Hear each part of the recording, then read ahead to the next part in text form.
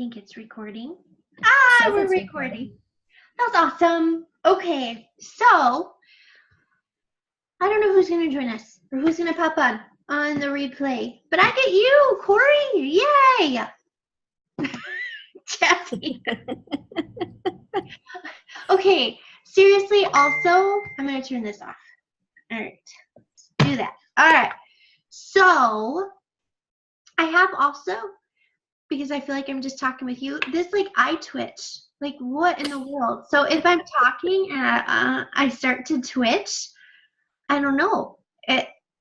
I'm going to blame your stinking sweatshirt. That's what it's going to be.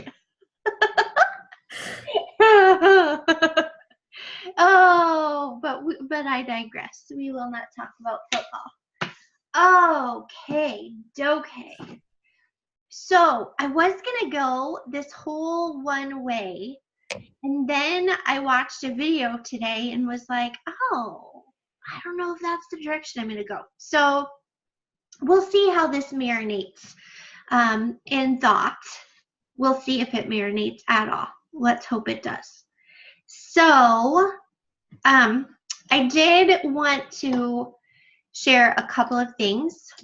One, just as a team, if you saw like a day or so ago, Victoria Stokes had a car accident. Well, she's still struggling with recovery. I think she had a concussion, and her mama did not want to leave her because she's in Colorado, all kind of by her lonesome, and her mom had to come back to teach classes at the college, and she was really concerned because Victoria was apparently just having a lot of pain last night, like head pain. So if we could keep Victoria in our prayers, that would be awesome. I know that we have some in our midst that are in the process of applying for jobs and trying to figure out best fit for time schedules for themselves and their families. So I know there's a lot of people with a lot of things going on that could keep them from being present. I'm trying to, you probably can't see my screen, so it doesn't matter. I'm getting all these pop-ups, and I feel like a squirrel, like squirrel, because they're popping up in my corner of my screen, which you don't need to know. I wanted to give this little bit of a background nugget, and Corey, you're muted. That's good. Friday, I was in a tizzy. I was in a tizzy because the more I learn and I run into about plexus and just more integrative health from a whole body standpoint, the more heavy and my heart gets and frustrated that I get, because I am constantly kind of at an impasse of how to direct some of my patients. I see so many different clients that are on so many different medications that aren't really being monitored or managed well. One of the clients I saw 3 of them on Thursday that I was just so distraught because I didn't know what I could tell them or what I couldn't tell them. But I know that I had one blessed, beautiful woman who had gone on some antidepressants like 6 months before and had gained 60 pounds in that time. And was starting to show signs of diabetes, lots of joint problems, aches, pains. And, you know, the answers were, you know, switch, try different medications, etc. From her doctor. And I just was very much like, oh my gosh, I need somebody to see my people who is gonna take not medication approach. I'm not anti-medication, but who's going to look at the whole system, that's going to look at what certain medications leach out as far as nutrients, that's going to think holistically about what foods to direct her to eat. And here's my greatest problem. So on Friday, I was trying to do all sorts of different research. Like one, I'm doing some continuing ed for myself. So then that led me to look up Iowa law to see what is in my scope of practice, even if I have X, Y, and Z certification. And it was really disheartening because the answer is, unless you're a licensed dietitian or a licensed medical doctor in the state of Iowa, you really don't have the ability to say much of anything about nutrition or supplements. But even nutrition, like even for me to say that, sugar, eating a lot of sugar is not good if you're depressed or anxious because it can inflame the brain. That would be outside of my scope of clinical practice, believe it or not, to say something just as simple as that. So then I started to think, okay, so what about people who do like get their holistic health coaching certificate? Surely they should be able to say something. Unless you are a licensed doctor or a registered licensed dietitian, you may not speak about nutrition in the state of Iowa. And I was frustrated because I was thinking about how many doctors do I personally know who have pursued education in the realm of nutrition, who look at the role of food, who understand that there's a connection between the gut and the brain. And so many of the things that are not news to anyone who has been sharing Plexus for any amount of time. And I thought, I don't really have anybody. And I thought of my dietitian friends who still use the same old food pyramid that they've been taught on forever, that isn't even accurate. And so Friday, honestly, I've felt kind of hopeless and kind of despairing and frustrated and stuck.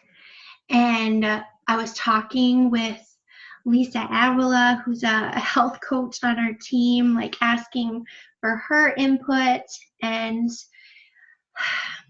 I even spoke with an attorney to see how can I go to the very brink of the scope of my practice? Like, what can I do?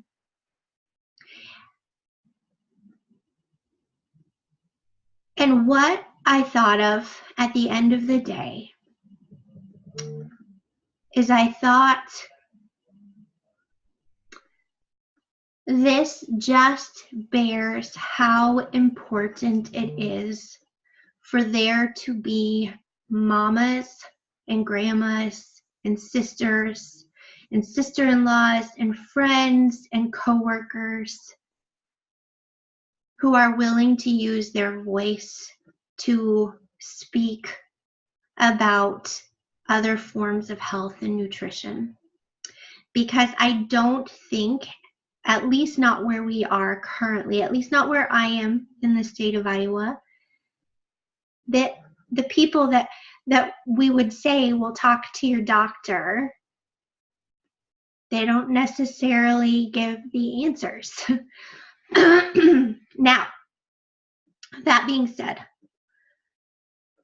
I do think it's important to talk to pharmacists and even doctors to make sure that there's no contraindications to what people are taking.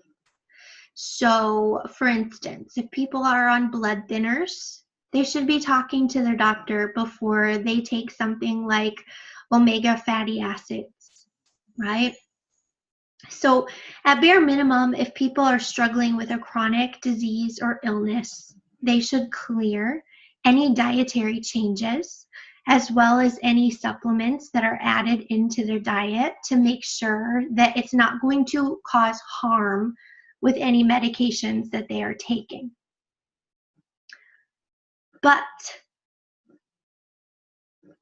I don't think that, you know what I do think? I think that I have heard so many ambassadors for so long say things like, well, I just don't know enough. I just don't have enough information. And I've heard people say, like, to me, well, Rachel, because of your degree, like, you just know so much. And I'm going to tell you, my degree in counseling has taught me nothing, not one single thing about nutrition in the body, not about the gut in the brain. There was zero education in this when I was in school. And as far as I know, it's still very, very limited. So there is no excuse that says, well, there are people smarter than me that could be doing this. In some areas of the country, there aren't. There aren't people who are smarter than you. You have access to great information, top of the line information. And to quote Rachel Hollis, some of it is as far away as a Google search bar. But more than anything, you know what we do? We have the ability, maybe not to give answers, but to lead people to ask questions. Lead people to ask their own questions, to be their best advocates with their doctors. I understand, because I also hear a lot of people saying things like, but there are people, they're not interested in their health. There's a lot of people that aren't interested in their health. But you know what? There's me, who once upon a time was desperate for answers, because my life was crapola. I was yelling at my kids. My stomach hurt.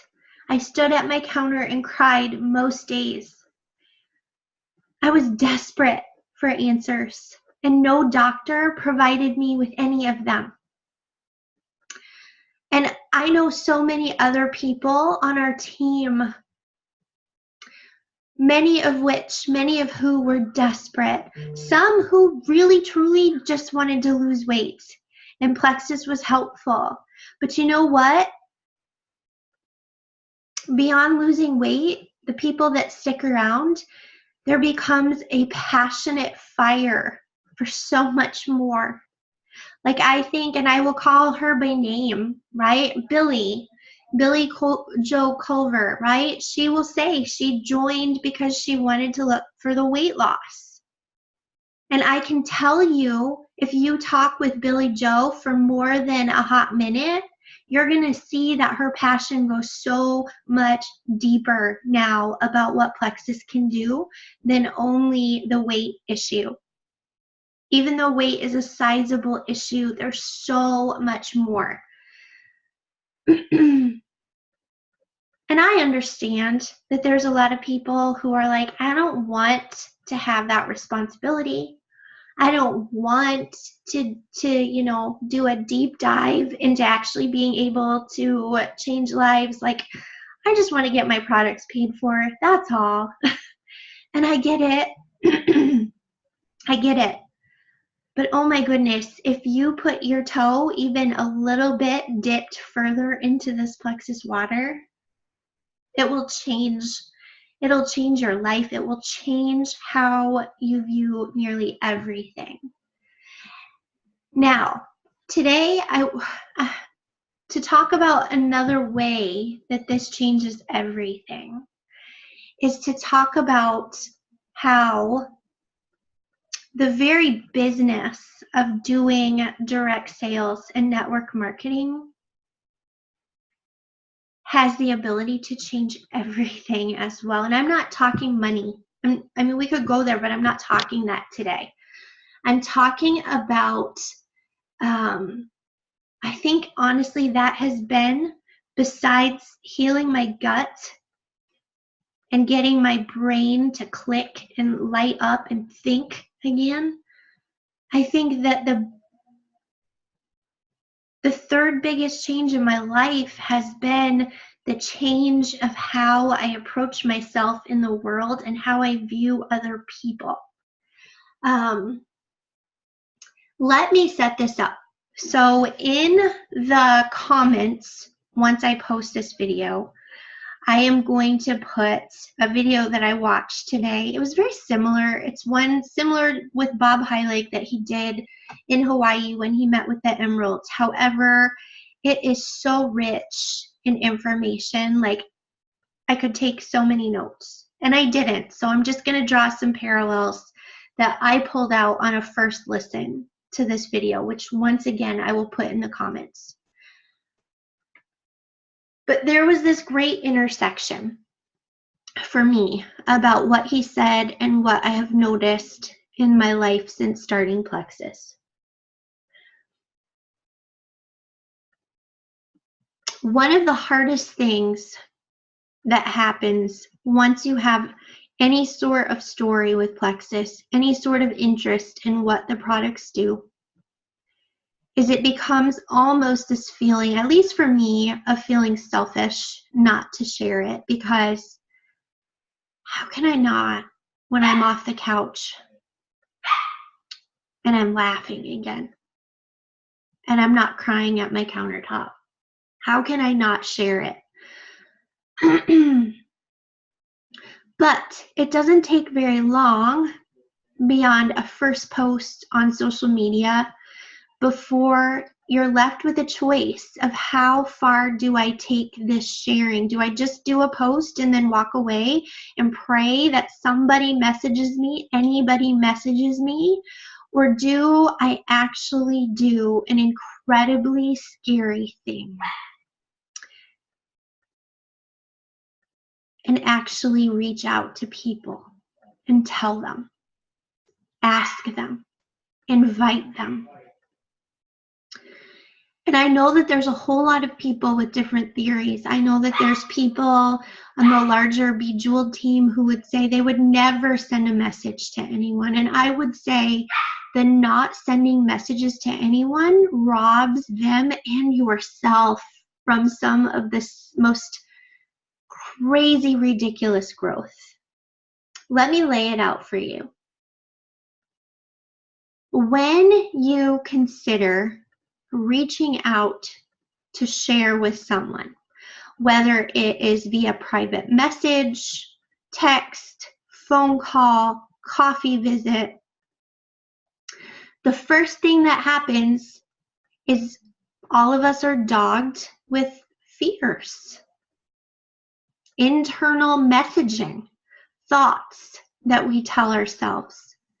Now, they take on a whole spectrum of things. They might come across as nobody's interested, or they'll think I'm stupid, or what if they don't even care, or what if I do sound stupid, right? All of these things, all of these messages, each of them are tied to greater fears. Because here's the deal. Those messages are the same things that each of us have been telling ourselves every single time we've bumped up against fear in our life. They allow us the opportunity to see a vow or a promise. They shake us because there's the potential to shake us from an autopilot state. So in the video, you'll hear Bob Heilig talk about there's a difference between operating from the head and operating from the heart. The head is not where joy lives. The head is meant to protect us. It's not meant for connection. It's meant for the very purpose of keeping us safe. That's why our anxious thoughts, says Bob Heilig, who I'm sure got this from Tony Robbins, is our anxious thoughts are a brain on autopilot that are not harnessed, that are just going, that are not connected to the rooted heart. And so anytime we directly go in the face of a fear, a vow. So a vow that says, I am just too busy to reach out to anybody today. It's just too hard. I mean, I'm not as connected or as well networked as Sherry Lang, or people just don't like me as much as her, or I'm not as skinny as so-and-so, so they're not going to take me seriously. I mean, after all, it's a health and wellness business. Or I've done this so many times and nobody listens. It's a big fat waste of time. So yeah, I'll let that Rachel chick do that, but that's not my deal. I don't cold message people. Those are all ways where we're allowing our autopilot, the mechanisms of avoiding things that are hard or scary. So a vow, I use this word because a vow is any decision that we have made in response to a formative experience in our life that we made in how to show up in the world in order to be safe. So when I face something scary and I say distract or avoid, or I'm not enough, or any of those things that I mentioned, those are absolutely the same autopilot mechanisms that I put in place every time I face something scary. Do you understand then, every day when you sit on the cusp of, do I reach out to this person or not? And I push the actual record button or I type out a message, you are flying in the face of that autopilot mechanism and you are creating a new one. A new one that says, my voice matters. What are you doing? It doesn't matter how other people respond because that doesn't determine my worth and my value. I know that what I have is something that nobody else is talking about to this person. What kind of friend am I to watch my friend struggle with migraines or infertility or you name it, to watch their kids having buku ear infections and sinus infections, and I have something that no one else is telling them about. But I let fear get in the way. And I doubt myself. And I doubt my voice, and I put the phone down, and I bury myself in television. I bury myself in pizza. I bury myself in social media scrolling because I'm just too busy to do the hard thing. But doing the hard thing changes you. It makes other things less scary. It makes lots of things less scary.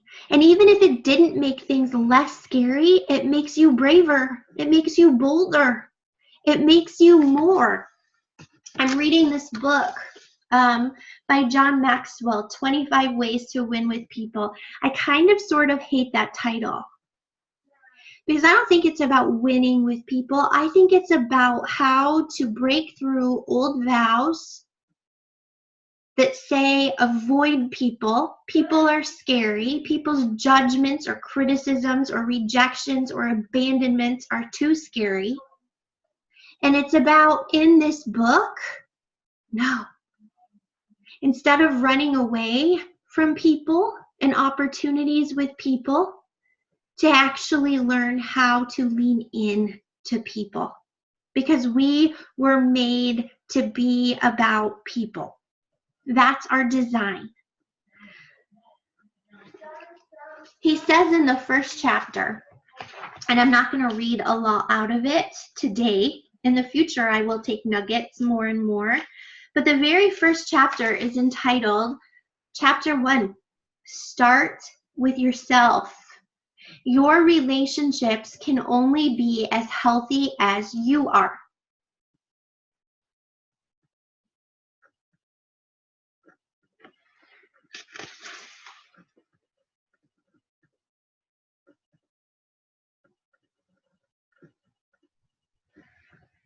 He quotes Harry Firestone, who says, "You get the best out of others when you give the best of yourself. But if the best you have isn't any better than what those others already possess, you'll never take them any higher than you already are." It's about your value in and of yourself. It's about learning to recognize your value, your voice, to not find it through the acceptance of others. Again, putting that into practice daily, showing up and doing hard, scary things on purpose, not because they're not scary, but because they are. Because they are scary. If they weren't scary, they wouldn't change you or transform you into the person that you have always been designed to be.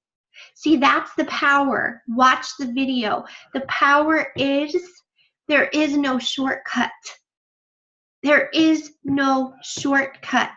You can't go around the scary. You have to go through it, right into it, in order to become the person you're designed to be, in order to live into the calling that you were made to have. The alternative is to sit in autopilot and continue to respond in the same way that you always have and not even think about it, not even be aware of it, just do it on autopilot. And you know what that gets you? The same life that you've always had. There's a lot of people that will seem good enough, but I think there's a lot of people on this team that it's not.